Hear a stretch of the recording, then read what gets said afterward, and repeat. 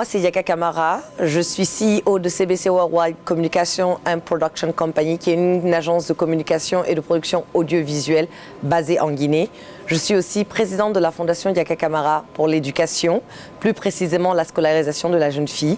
Je suis journaliste et animatrice d'émissions télé. Écoutez, j'ai grandi aux États-Unis. Je suis rentrée en Guinée, mon pays d'origine, en 2011 et je me suis lancée dans la production et la communication audiovisuelle parce que mon rêve, c'était de créer du contenu made in Guinée qui a la même qualité que tout ce qu'on voit sur les télévisions américaines ou françaises.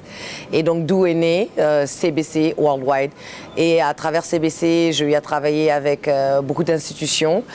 Lorsqu'il y a eu l'épidémie d'Ebola, j'ai travaillé avec l'UNICEF. Nous avons fait un documentaire 1 sauve 100 pour sensibiliser la population parce qu'encore une fois, je crois que le développement socio-économique de l'Afrique se fera qu'à travers l'éducation. Et donc, nous avons aussi eu à produire beaucoup d'émissions télé, notamment la première Top 10, qui m'a, entre guillemets, rendue célèbre. Et au fait, tous mes concepts d'émissions sont basés sur la télévision américaine, parce que c'est ce que je connais. Et donc, Top 10 est basé un peu sur le modèle de 106 & Park. On fait le countdown des 10 meilleurs hits. Bienvenue dans la saison 2 du Mannequin. Nous sommes en Guinée, pays riche par sa nature, sa culture et son histoire. C'est dans cet environnement majestueux que 15 filles guinéennes compétiront dans un seul but pour un seul rêve, celui de devenir le mannequin. Elles s'affronteront à travers des challenges et des séances photos qui les mèneront sur toute l'étendue du territoire. Qui saura relever les défis? Qui saura surmonter les obstacles? Qui sera le mannequin? L'objectif recherché à travers Top 10, c'était la valorisation du talent local. Et souvent, on voit lorsqu'on fait des histoires à propos du continent africain, on parle toujours des guerres, des famines, des manifestations, en fait, de tout ce qui ne va pas.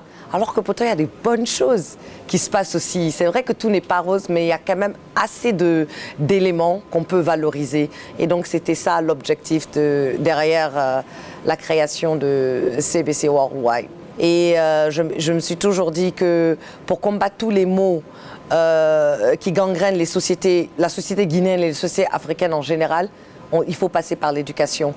Et à l'occasion de la Journée internationale de la femme, j'ai fait un reportage sur le mariage précoce, qui est un des fléaux qui sévit en Guinée.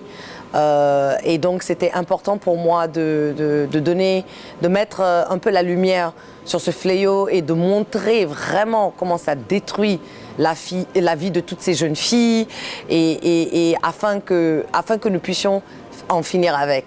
Et c'était important pour moi de donner une voix à ces victimes, parce que moi je ne les vois pas comme des victimes. Je me dis toujours c'est des voix qui peuvent inspirer et motiver d'autres personnes qui sont en train de vivre ce cauchemar en temps réel, de parler. Parce que si on n'entend qu'un seul son de cloche, les gens qui sont pour le mariage précoce, on les entend haut et fort, ils le crient sur tous les toits. Et donc pour balancer cela, il faut bien que les gens victimes de ces fléaux puissent parler et expliquer ce que ça fait vraiment à la jeune fille. Et donc c'était important pour moi de faire ce reportage. Bonjour chers frères et sœurs. Je suis Yadjessa Toubari, j'ai 13 ans et je suis la présidente du groupe thématique mariage précoce du Club des jeunes filles leaders de Guinée. C'est une pratique qui est nuisible à la santé de la jeune fille. Pour libérer la parole, Aïssatou demande aux élèves présents de témoigner. Tous ont été confrontés de près ou de loin au phénomène. J'ai une amie on a voulu la donner à un mariage précoce. Elle n'avait que 16 ans. Sa grand-mère était pour le mariage. Son frère, lui, il était pour le mariage aussi. Ils ont décidé de l'amener au village pour le donner à un homme. Finalement, comme elle ne voulait pas, elle a décidé que mieux de mourir que de se marier à l'âge de 16 ans. Des témoignages dramatiques comme celui-ci, Aïssatou en entend tous les jours. Une motivation qui pousse la jeune fille à continuer son combat. Je vous demande, chers frères et sœurs, de ne pas accepter de nous marier, nous jeunes filles, aujourd'hui. Alors, et voyons aujourd'hui qu'il y a 51% des jeunes filles mariées avant l'âge de 18 ans. Voyons ça dans notre pays, c'est quelque chose de triste. Voyons que C'est interdit par la loi guinéenne. Je pense que ce n'est pas du tout un bon acte pour notre pays. Mariage, ça ne date pas commerce des femmes. Donc si toi, tu peux continuer ta étude, tu peux rester toujours à ta foyer, tu veux venir à l'école. Pour l'imam, c'est clair, il n'y a pas d'âge pour se marier. Les mariages précoces, c'est des choses qui sont bonnes pour les femmes lui-même, parce qu'il y a beaucoup d'avantages qui montrent que c'est bon. Non seulement ça va donner bon respect aux femmes, et va avoir des crédits devant tout le monde, parce que s'il n'est pas marié, donc on est risqué de dire qu'il va faire beaucoup de bêtises. Aujourd'hui encore, nous allons parler du mariage précoce. Et pour faire de la prévention, il n'hésite pas, comme les défenseurs de la pratique, à s'appuyer sur le Coran. Dans le Coran, il a ouvert un verset pour les femmes seulement. Le titre de ce verset, c'est les femmes. Dans le verset là, il a expliqué tout ce qu'il y a par rapport au mariage. Prenez le Coran en français, lisez, ne tombez plus dans ce piège de mariage forcé ou de mariage précoce. Si quelqu'un vous dit que c'est la religion, dites-lui que c'est faux. Allons dans Nissa à vérifier.